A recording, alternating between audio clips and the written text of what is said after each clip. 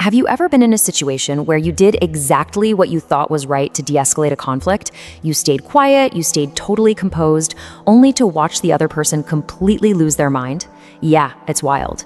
Today, we're breaking down the hidden psychology of why staying perfectly calm actually makes toxic people lose control. We're going to look at the power dynamics at play, the secret manipulation tactics being used against you, and how, ironically, your silence is actually your most formidable weapon. So why does staying calm make toxic people angry?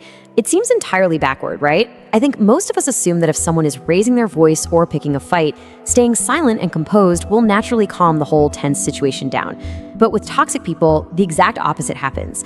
The very moment you refuse to argue, the moment you refuse to defend yourself or show your frustration, they start to spiral, they escalate. So why does refusing to engage cause them to completely short circuit? Okay, let's dive into this. Section 1, the currency of control and seeking emotional power. Let's examine the sort of crime scene of a typical argument with a manipulator. To really understand their reaction, we have to understand what a toxic person is actually trying to achieve when they start picking at you. Here's something a lot of people never realize. Toxic people aren't always trying to win an argument. They're trying to control your emotions, because at the end of the day, they don't want a conversation, they want a reaction. Think about the last time someone kept pushing your buttons. Maybe it was a coworker making these sarcastic little comments at the office, or a partner randomly bringing up your past mistakes out of absolutely nowhere. They weren't looking for a meaningful, productive chat. They were mining for your emotional triggers. The second they make you angry, defensive, or upset, they've just gained something incredibly valuable to them, a sense of power. They know they've successfully influenced how you feel. And this brilliantly illustrates the choice you have in those high-stakes moments. You basically have two entirely different paths.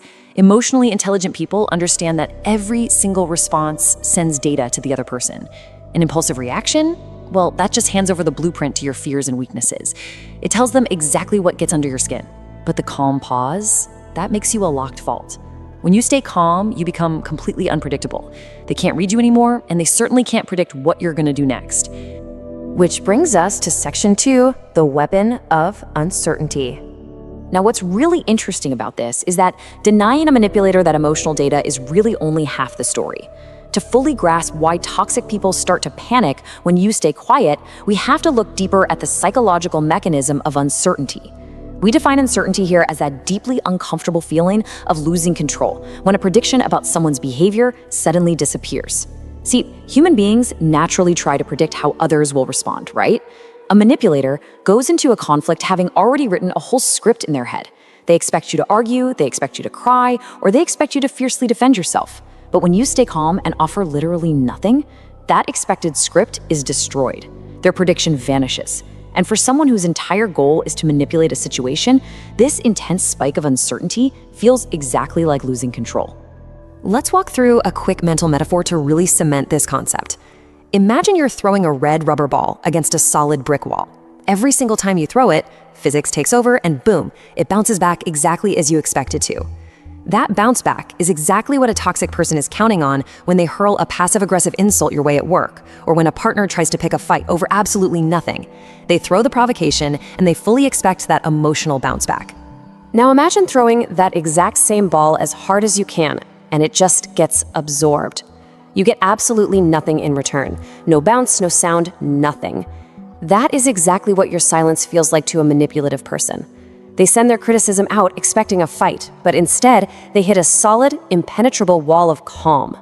Without that emotional bounce back they were relying on, they are instantly disoriented. They immediately begin to question whether their manipulative tactics are even working anymore. And because they're so disoriented, they start to scramble. Which brings us to this incredibly revealing sequence. When faced with your total lack of response, they're usually going to escalate through these 3 steps. First, they might just repeat the exact same insult, but louder, assuming you somehow just didn't hear them. Second, they'll pivot to attacking your composure, accusing you of being cold, heartless, or unfeeling. And third, they might suddenly change their story or rewrite history entirely, just to see if a brand new angle gets a rise out of you. Without even meaning to, their desperation unintentionally exposes their true goal. They never actually wanted to solve a problem, they just desperately wanted to provoke you. Let's move to Section 3 and see how this builds, the power of the pause and reclaiming control. So now that we understand the hidden psychology of why they need your reaction so badly, how do we practically apply this knowledge to protect ourselves and shift the dynamic? Your ultimate defense tool is emotional regulation. Psychologists describe this as the ability to insert a pause before acting, instead of letting your raw, unfiltered emotions make every single decision for you. And look, this isn't about suppressing your feelings, it's about ownership. When you take that brief pause, you shift from being controlled by someone else's toxic behavior to actively choosing your own response. You're putting yourself back in the driver's seat. Consider this idea. Silence gives you something incredibly valuable: time. In the heat of the moment, when your adrenaline is absolutely spiking, silence acts as a buffer.